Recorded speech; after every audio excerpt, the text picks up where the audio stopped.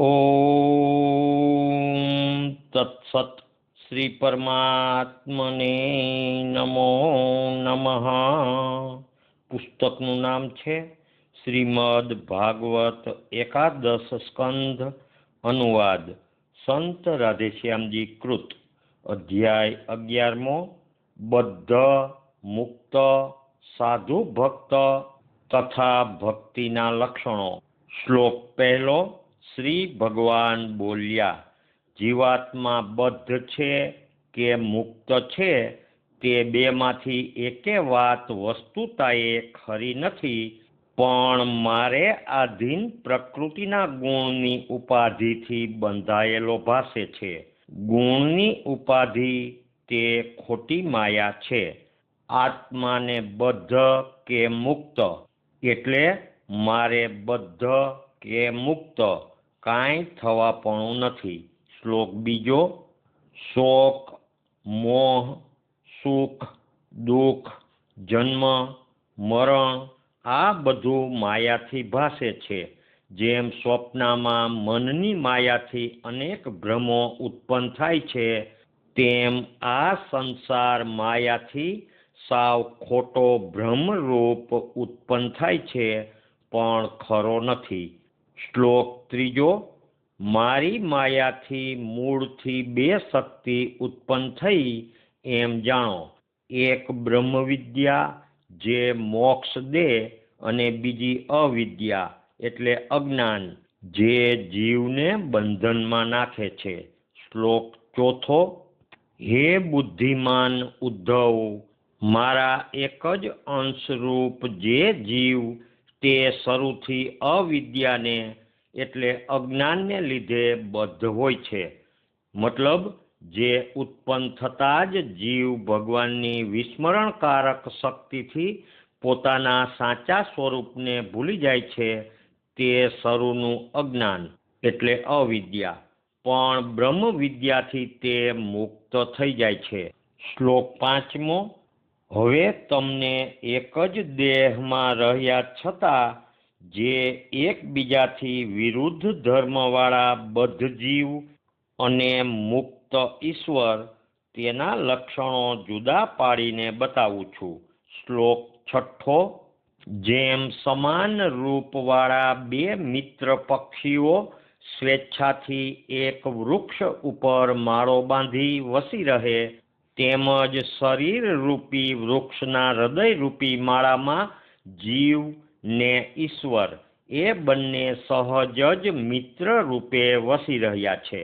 તેમાંનો એક જીવરૂપી પક્ષી ઝાડના ફળ ખાય છે એટલે પેપડી ખાય છે, મતલબ કર્મના ફળ ભોગવે છે, પણ બીજા ઈશ્વર રૂપી પંખી કંઈ પણ ભોગવતા નથી, છતાં ઘણા બળવાન છે એટલે સ્વતંત્ર છે। શ્લોક સાતમો। આત્મા રૂપી ઈશ્વર આમ નિર્લેપ છે, તે પોતાનું તેમજ જીવનું સ્વરૂપ જાણે છે, પણ ફળ ભોગી જીવ પોતાનું કે આત્મા રૂપ પ્રભુનું કોઈનું રૂપ જાણતો નથી।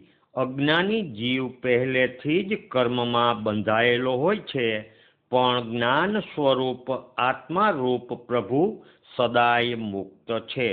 શ્લોક આઠમો। જેમ સ્વપ્નું આવ્યા પછી જાગેલો મનુષ્ય પોતાના સ્વપ્નમાં થયેલા દેહમાં પોતાને નથી માનતો, એટલે પણ પોતાનો જે વાસ્તવિક દેહ હોય તેમાં જ પોતાને માને છે, તેમ આત્મજ્ઞાની પુરુષ સ્વપ્ના જેવા મનખા દેહને પોતા રૂપ માનતા નથી, એટલે પણ પોતાને આત્મા રૂપે જ જાણે છે। સ્વપ્નું દેખતો સૂતેલો માણસ તેટલી વાર જેમ સ્વપ્નાના દેહને જ પોતાનો સાચો દેહ માની લે છે, તેમજ અજ્ઞાની મનુષ્ય ખરેખર પોતે આ દેહરૂપ નથી, છતાં સ્વપ્ના સમા મનખા દેહને પોતા રૂપ જ માને છે। મતલબ આમ વાસ્તવિક રીતે પોતે આ દેહ નથી, પણ દેહના આધાર રૂપ છે। આ ખ્યાલ અજ્ઞાનીને રહેતો નથી। શ્લોક 9મો. સહેજ ભોગવવાના પદાર્થો ઇન્દ્રિયોથી ગ્રહણ થાય ત્યારે ઇન્દ્રિયો જ પોતાના ગુણો વિષયોમાં પ્રવર્તે છે. તેમ એકબીજાના ગુણ સ્વભાવ પરસ્પર મળે કે અથડાય ત્યારે પણ ગુણો જ કારણરૂપ છે એમ સમજી હું કાંઈ કરું છું એમ જ્ઞાની પુરુષો માનતા નથી. તેથી સર્વ પ્રકારના રાગ દ્વેષ, સુખ દુઃખ, લાભ હાનિ વગેરે વિકારોથી મુક્ત રહે છે. શ્લોક 10મો. દેવને આધીન આ શરીરમાં પ્રકૃતિના ગુણથી સહેજે કર્મો થયા કરે છે, છતાં મૂઢ મનુષ્ય પોતાને જ કર્તા માનીને ગુણ કર્મમાં બંધાય છે. શ્લોક 11મો અને 12મો. સૂતા, બેસતા, ખાતા, પીતા, નહાતા ધોતા, જોતા કે સાંભળતા, સૂંઘતા કે પરસ કરતા અંતરમાં વૈરાગ્યવાળા જ્ઞાની પુરુષો એમ માને છે કે ઇન્દ્રિયોથી જ આ બધા કર્મ થયા કરે છે. આમ અસંગ હોવાથી એટલે નિરાળા તટસ્થ હોવાથી તે ક્રિયાઓમાં બંધાતા નથી. આમ પ્રકૃતિ ગુણમાં વર્તતા છતાં આકાશ, સૂર્ય ને વાયુની પેઠે અસંગ છૂટા રહે છે. શ્લોક 13મો. જેમ જાગેલા ને જાગ્યા પછી સ્વપ્નના પ્રપંચો ઊભા રહેતા નથી એટલે સ્વપ્ના દેખાવો ઊભા રહેતા નથી, તેમ વૈરાગ્યથી અતિ તીક્ષ્ણ થયેલી વિશુદ્ધ બ્રહ્મ બુદ્ધિથી જેના સર્વ સંશયો છેદાઈ ગયા છે એટલે ભેદ ભ્રમો છેદાઈ ગયા છે તેવા જ્ઞાની પુરુષને આ સ્વપ્ના સમા બધા પ્રપંચો આળસી જાય છે. મતલબ આ દેહ મારો છે, આ ઘર મારું છે, આ દીકરો મારો છે, આ મારા સ્નેહી, આ મારા સામાવાળા છે, આ સુખ થયું, આ દુઃખ થયું, સાજો થયો, માંદો થયો, જોબન આવ્યું, બુઢાપો થયો, આ મળ્યું, આ ન મળ્યું, આ બધા પ્રપંચ વિકારો સમી જાય છે. શ્લોક 14મો. જેને પ્રાણ, ઇન્દ્રિયો, મન ને બુદ્ધિની ક્રિયાઓમાં જરા પણ સંકલ્પ નથી હોતો એટલે ફળની આસક્તિ કે હું કરું છું એવો કોંટો નથી હોતો, તે આ દેહમાં રહ્યા છતાં તેના ગુણોથી જરા પણ બંધાતો નથી. શ્લોક 15મો. ક્રૂર કે ઘાતકી જીવ પીડા કરે કે કોઈ પોતાને પૂજે એટલે માન આપે, આ બધું દૈવ વસાત પ્રાપ્ત થાય છે એમ માની જ્ઞાની પુરુષ જરા પણ વિકારને પામતા નથી. મતલબ રાગ દ્વેષ, માન અપમાન વગેરે ધારતા નથી. શ્લોક 16મો. ગુણ દોષ વટી ગયેલા સમબુદ્ધિવાળા ગુણાતીત યોગી કોઈ ભલું કહે એટલે પોતાનું ભલું કહે કે કરે તો રાજી થતા નથી અને બુરું કહે કે કરે તો ખીજાતા નથી. શ્લોક 17મો. બીજાનું સારું નરસું કરતા કે કહેતા પણ નથી અને તેનો વિચાર પણ રાખતા નથી, પણ આવા મુનિ આત્માના આનંદની મસ્તીમાં જળની પેઠે ફરે છે. મતલબ સંસારી ભાવથી મુક્ત થઈને ફરે છે. શ્લોક 18મો. વહુ કેલી ગાયને પાળવાની મહેનત જેમ ફોક છે તેમ વેદ શાસ્ત્રો પૂરા ભણી તેમાં કુશળ થાય, પણ વેદ જેને ભજવાનું કહે છે તે પરપ્રભુને જ્યાં સુધી પૂરા ઓળખીને ભજે નહીં ત્યાં સુધી તેનો લીધેલ શ્રમ બધો ફોક જાય છે. શ્લોક 19મો. જ્યાં લગી આત્મા તત્વ ચીન્યો નહીં, ત્યાં લગી સાધના સર્વ જૂઠી.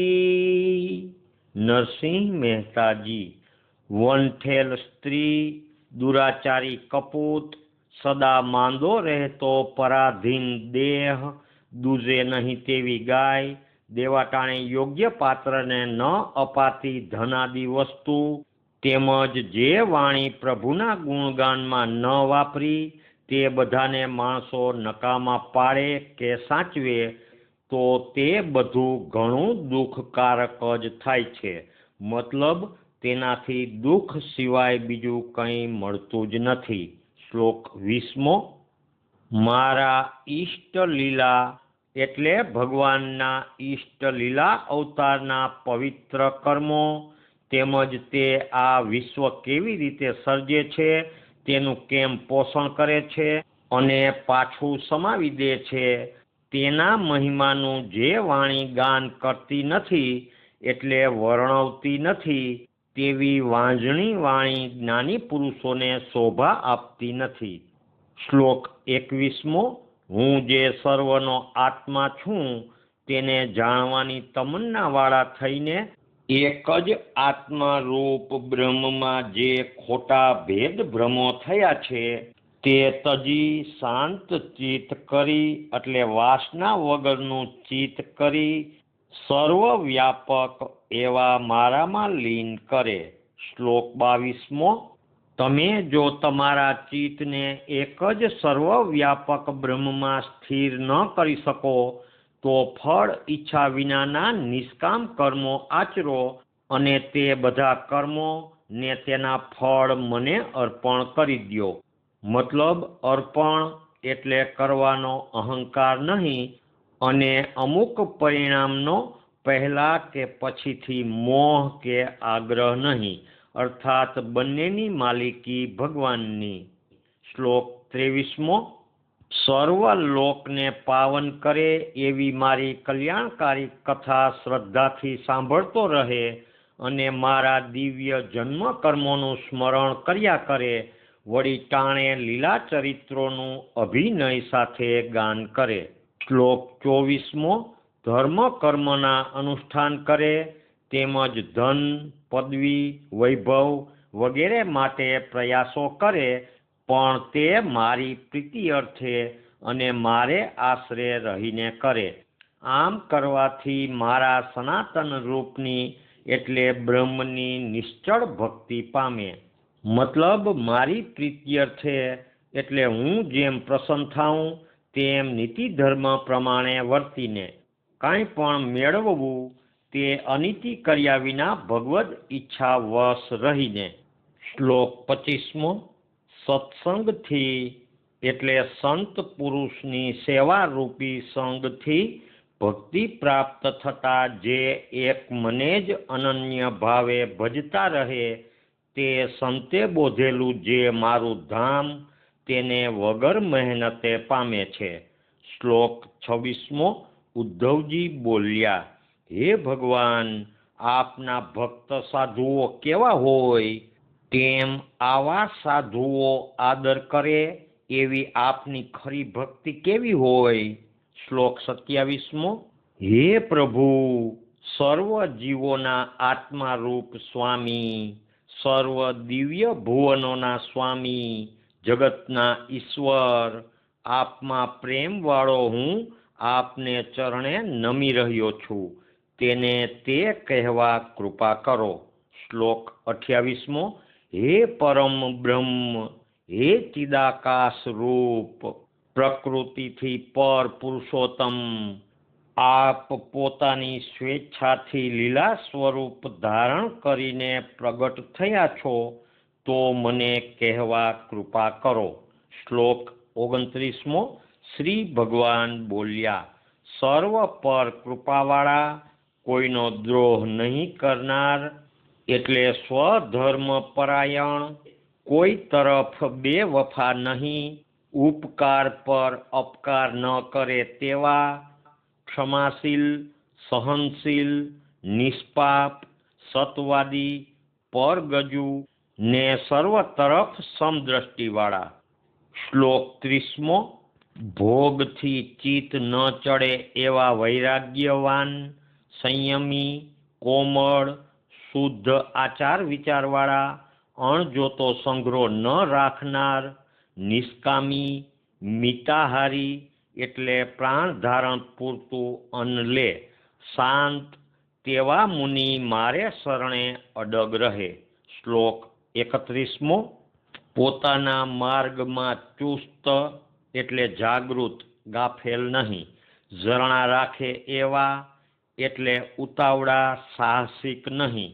ગંભીર જેણે ભૂખ, પ્યાસ, શોક, મોહ, ભય, નિદ્રા આ છયે વિકારને જીત્યા હોય, પોતે નિર્માની રહે પણ બીજા બધાને માન દે, સહેજે દયાળુ ને સર્વના મિત્ર, પોતે સ્વયં જ્ઞાની એટલે વસ્તુના તત્વને જાણવાવાળા તેમ વર્તનારા, બધાને ધર્મ બતાવી એટલે સૌના ધર્મ બતાવી સન્માર્ગે પ્રેરનારા, આવા મારા માનેલ ભક્ત સંતો હોય છે. એટલે હરિદાસ સંતના આ લક્ષણો. શ્લોક 32મો. વેદ દ્વારા મેં બતાવેલા કર્મોના ગુણ દોષ તેમ પોતે પાળવાના સર્વ ધર્મોનું જ્ઞાન હોવા છતાં બધું ભૂલીને મને જ ભજે એટલે પરબ્રહ્મને ભજે તે ભક્ત સર્વશ્રેષ્ઠ છે. શ્લોક 33મો. હું કેવો છું, કેવડો છું કે શું છું એટલે કે મને મારા સ્વરૂપ, શક્તિ તેમ વિભૂતિ મહિમાને જાણીને કે પૂરું જાણ્યા વગર પણ કેવળ મારામાં સહજ પ્રેમ રાખી જે સર્વ પ્રકારના ભાવે સર્વ રૂપે મને ભજે તે જ ભક્ત એટલે તે જ સાધુ ભક્ત સૌથી શ્રેષ્ઠ છે. મતલબ આવા ભક્તો સાચા. શ્લોક 34મો. મારી મૂર્તિ તથા મારા ભક્તોના દર્શન કરે, પરસે, પૂજે, સેવા કરે, દીન ભાવે સ્તુતિ કરે અને મારા ગુણ કર્મને ગાતો વિચારતો રહે એટલે લોક વાતમાં નહીં પણ મારી વાત સાંભળવા જાણવા શ્રદ્ધા રાખે. શ્લોક 35મો. હે ઉદ્ધવ, મારી જ વાત સાંભળવાની જાણવાની શ્રદ્ધા અને મારું જ રટણ રાખતો રહે, પોતાને ભગવદ ઈચ્છાથી જેટલું પ્રાપ્ત થાય તે બધું મને અર્પણ કરી દે એટલે મારે અર્થે વાપરે, તેમજ પોતાને પંડને પણ મારી સેવામાં દાસ તરીકે આપી દે. શ્લોક 36મો. મારા જન્મ કર્મની કથા ગાતો ચર્ચતો રહે, મારા પર્વના ઓચ્છવમાં પોતે સહકાર આપે એટલે તન, મન, ધન જે બને તેથી ભળીને સેવા કરે, મારા મંદિરોમાં વાજિંત્ર, નાચગાન, કથા વાર્તા વગેરેથી પર્વ ઉજવે. શ્લોક 37મો. સર્વ વાર્ષિક પર્વની યાત્રાઓ કરે તથા ઘટતા પર્વે નૈવેદ્ય માટે સામગ્રી આપે, વેદ કે પુરાણની રીતે એટલે તંત્રની રીતે દીક્ષા લઈ વૈષ્ણવ વ્રત ધારણ કરી રહે. શ્લોક 38મો. મારી મૂર્તિને સ્થાપવા, તે માટે મંદિરો બાંધવા, તેના પર્વ ઓચ્છવ માટે વિહારના સ્થળો, ફળ ફૂલના બગીચા વગેરે કરાવવા શ્રદ્ધા રાખી પોતે એકલા કે બીજા સાથે ભળીને વ્યવસ્થા કરે. શ્લોક 39મો.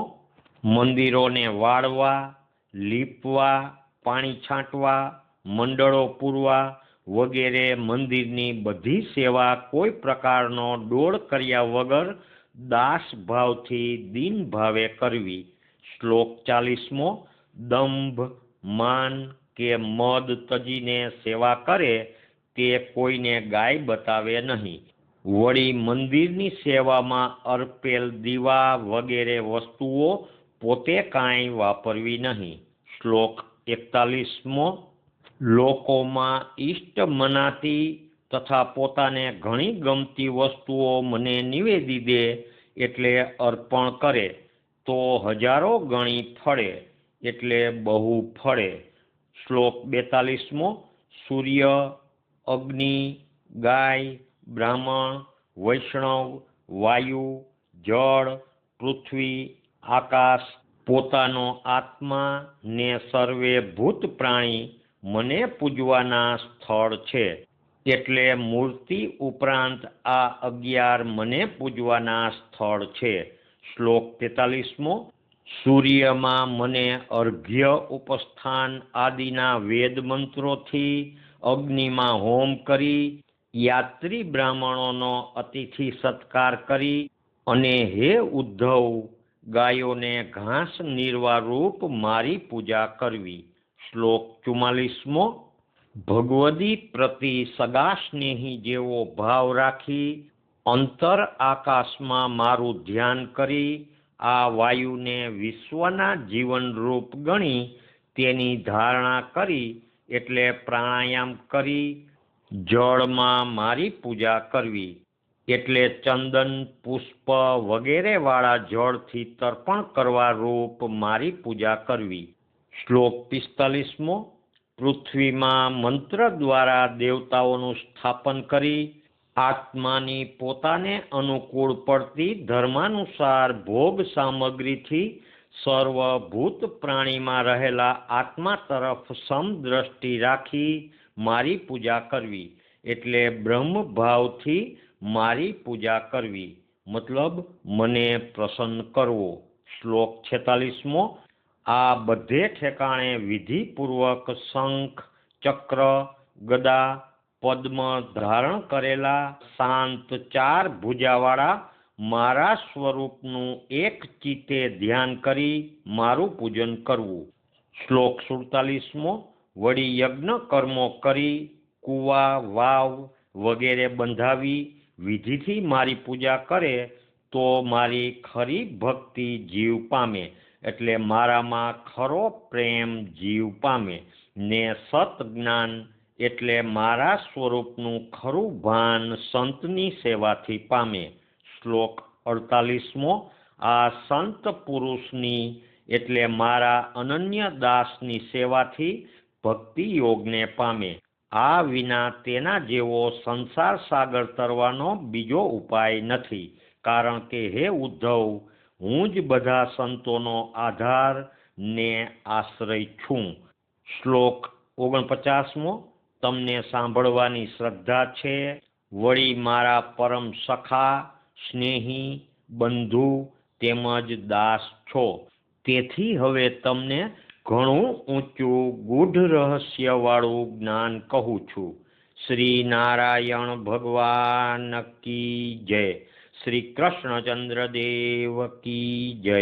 દ્વારિકાધીશ કી જય. રણછોડરાય કી જય.